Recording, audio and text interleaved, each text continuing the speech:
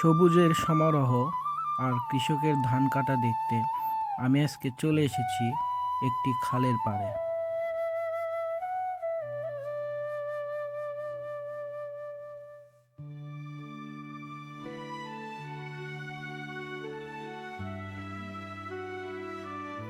দূরের মাঠে কৃষকরা আপন মনে ধান কাটছে। বর্ষাকালে এই খালে নানান রকমের মাছ পাওয়া যায়।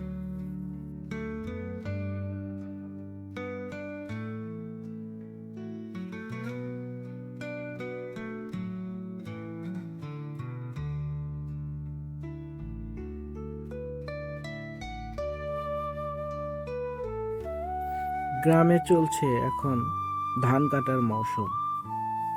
কৃষকরা এখন প্রচন্ড ব্যস্ত।